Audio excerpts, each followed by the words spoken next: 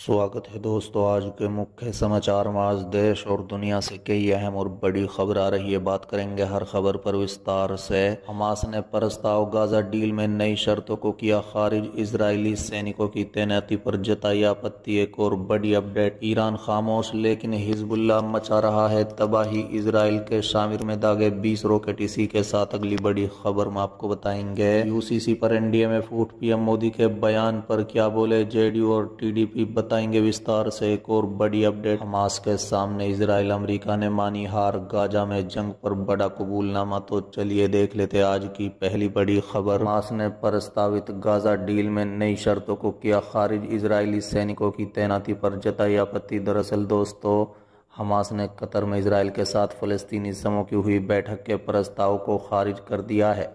Hamas की ओर से कहा गया है कि 2 दिनों की बातचीत के बाद संयुक्त राज्य अमेरिका द्वारा प्रस्तुत गाजा युद्ध विराम के लिए इजराइल की नई शर्तों का विरोध करते हैं। बता दें कि वहीं गाजा पट्टी में इजराइल और हमास के बीच 10 महीने से चल रहे युद्ध के बाद अंतर्राष्ट्रीय दबाव बढ़ने पर अमेरिकी राष्ट्रपति बाइडेन ने कहा था कि हम युद्ध विराम के लिए पहले से कहीं ज्यादा करीब हैं। मध्यस्थता करने वाले अमेरिका सहित अन्य देशों ने भी कहा है कि दोहा में 2 दिनों की बातचीत काफी गंभीर और सकारात्मक रही है। बता दें कि 31 जुलाई को ईरान में एक हमले में हमास के नेता इस्माइल हानिया की हत्या कर दी गई थी, जिसके बाद से ईरान के जवाबी कार्रवाई की धमकियों के बीच मध्य पूर्व में युद्ध की आशंका पैदा हो गई है। इसलिए अमेरिका अपने यूरोपीय साथियों के साथ गाजा में युद्ध विराम पर जोर दे रहा है। सूत्रों की माने तो जिन शर्तों पर हमास ने आपत्ति जताई है उनमें मिस्र के साथ सीमा पर गाजा के अंदर इजरायली सैनिकों को रखना, इजरायली बंधकों के बदले फलस्तीनी कैदियों पर इजरायल के लिए वीटो अधिकार और कुछ कैदियों को गाजा भेजने के बजाय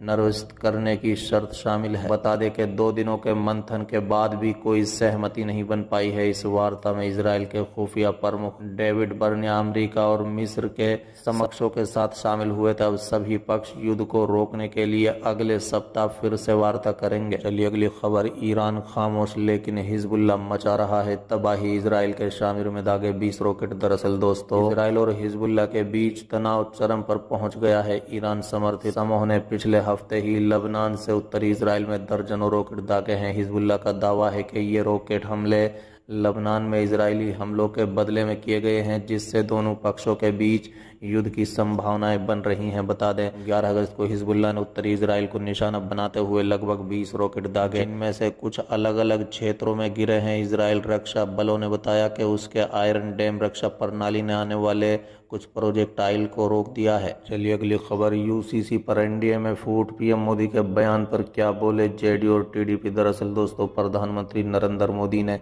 आज़ादी का 78वीं सालगिरह पर लाल किले से अपने भाषण में सामान्य नागरिक संहिता का जिक्र किया। इस दौरान उन्होंने कहा है कि देश का एक बहुत बड़ा वर्ग मानता है कि जिस नागरिक संहिता को लेकर हम लोग जी रहे हैं वो सचमुच में सांप्रदायिक और भेदभाव करने वाली संहिता है। मैं चाहता हूं कि इस पर देश में गंभीर चर्चा हो और हर कोई अपने विचार लेकर आए। बता दें वहीं इस मुद्दे पर अब एनडीए के ही सहयोगी दल एक मत नहीं है। राष्ट्रीय जनतांत्रिक गठबंधन में भाजपा की सबसे बड़ी सहयोगी तेलुगु देशम पार्टी का बयान सामने आया है। पार्टी ने कहा है कि वो अपने रुख को अंतिम रूप देने से पहले इसका मसौदा सामने आने का इंतजार करेगी।